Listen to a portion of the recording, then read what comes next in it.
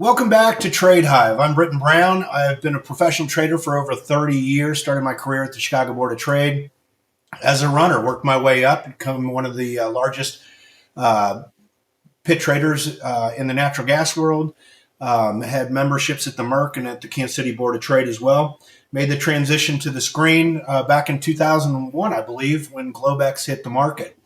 And what I want to do here is provide you with our weekly blended ES and NQ institutional positioning report, where we track who controls risk, what regime we're in, and how that typically translates into market behavior.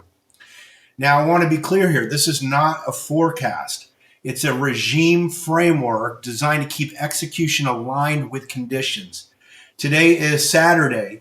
I want to do a little bit of house cleaning. It's February 28, 2026. We are currently, as I make this, we are bombing the crap out of Iran. And as President Trump likes to say, we are winning, and we are winning big. And with that, we are going to have a huge volatility move when it comes to the markets Sunday night and Monday. I do these reports for free, specifically for the retail trader trying to become or make the transition to a professional trader, and to give you some framework as to how a professional actually approaches the market. And so my advice to you is stand down, protect your capital or your prop account or whatever. Do not get involved Monday night or even Tuesday. Let the big boys do what they do. Now, I also want to point out that I do these on the weekends. I'm doing this on Saturday because, well, war's breaking out. And so I wanted to give you a pretty good heads up and the framework to sit on for a day or two, relax, and then come get back to work. Next week, just a heads up, I will do this report, the video report itself, on Tuesday. I'll be out of pocket for a couple of days and make it impossible to actually do the video report, but I will have those those individual breakdowns for you. You will find in the descriptions today the individual COT report breakdowns for both the ES and the NQ. If you trade gold, if you trade silver, whatever market, I do have other COT report breakdowns for you that are on my website. And as I said, I give you for free every day a global market macro report. First thing in the morning, it's usually up around 6 a.m. Central Time. And then, of course, before the market opens, I give you a pre-opening institutional framework to draw off of for the day using the overnight and the RTH market the day before. So with that said, I'm going to flip over to my screen and walk you through this PowerPoint that I put together for you. Now,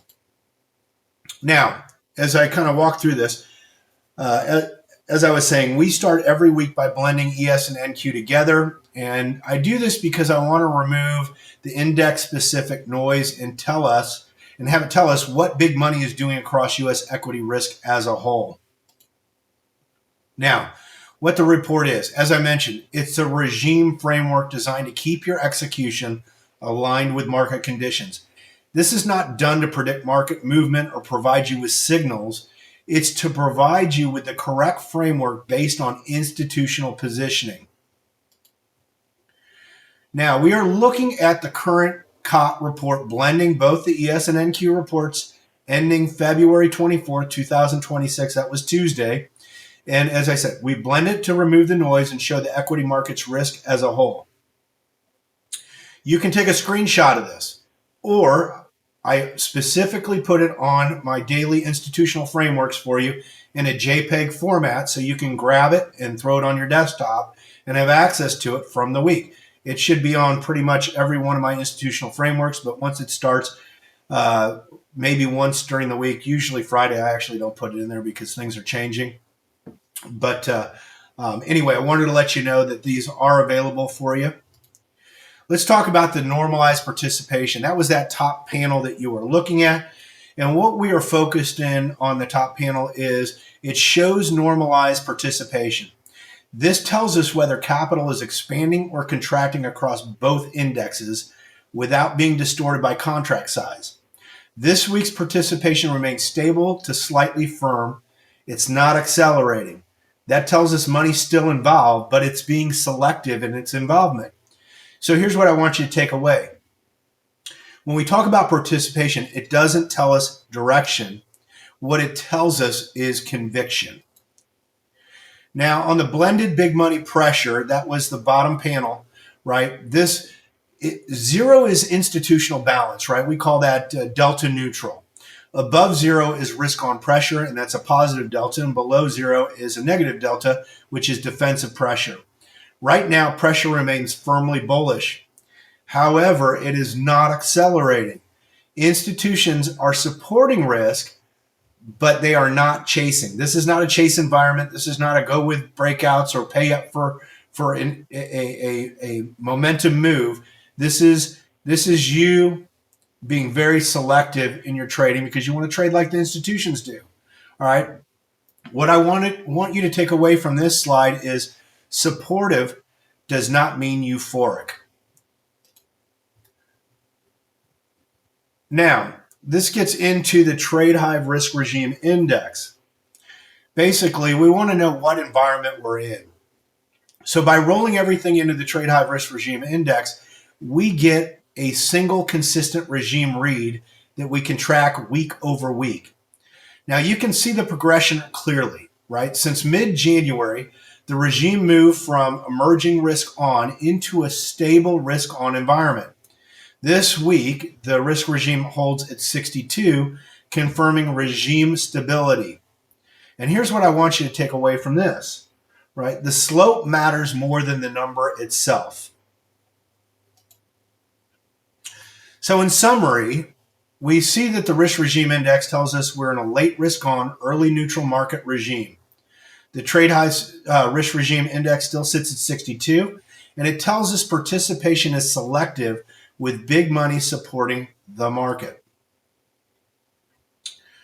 And now that we know who controls risk and what regime we're in, we add cycle context.